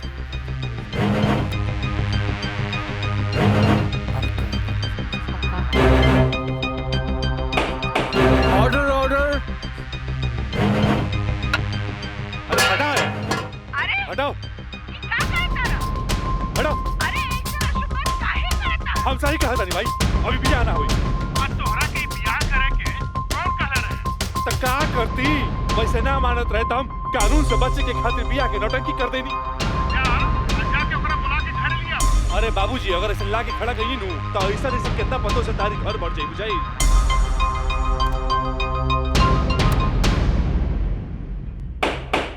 Order order. सारे गवाह और बयानात को मद्देनजर रखते हुए अदालत इस नतीजे पे पहुंची है कि मुजरिम का मकसद पहले से ही धोखाधड़ी से कहीं आगे था, क्योंकि उसका मकसद उस लड़की को धोखा ही नहीं देना था बल्कि उसके साथ शारीरिक संबंध स्थापित करना था।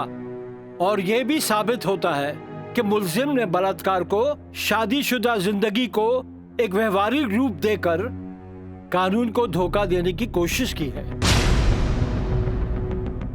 इसलिए अदालत धारा 420 से बढ़कर इसे 376 एक रेप केस करार करती है और साथ ही महंग को इस अवैध कार्य में साथ देने के लिए धारा 120B को अदालत मुकर्रर करती है। धारा 376 के तहत मुलजिम राजा सिंह को 9 साल एवं उसके साथी मयंक को धारा 120B के तहत 4 साल बामुशक्कत कारावास की सजा देती है। और पंडित देवी दत्त को नौकरी से बर्खास्तगी के साथ IPC 34 एवं 120B के तहत 2 साल की सश्रम कारावास देती है। और अदालत जगदम्बिका पाल सिंह जैसे हर अमीर बाप को यह हिदायत देती है कि पुत्र के मुंह से उनके उल्टे सीधे कारनामों में बेटों का साथ न दे। और इन्हीं फैसलों के साथ अदालत आज बर्खास्त की जाती है। Thank you.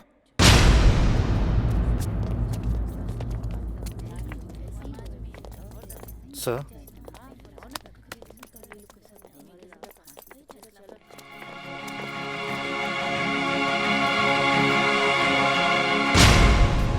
ए बेटा, हम तोरा बिना हम कैसे जियब रे?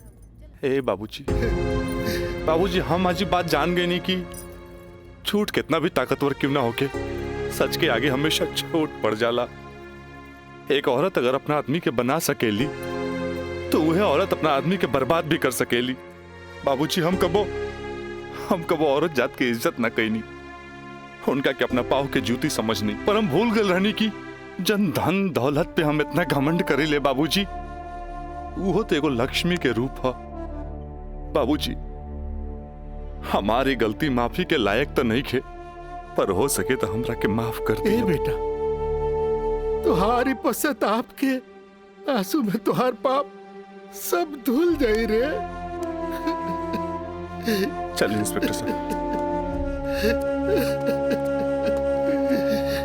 काजल, congratulation, I am really proud of you.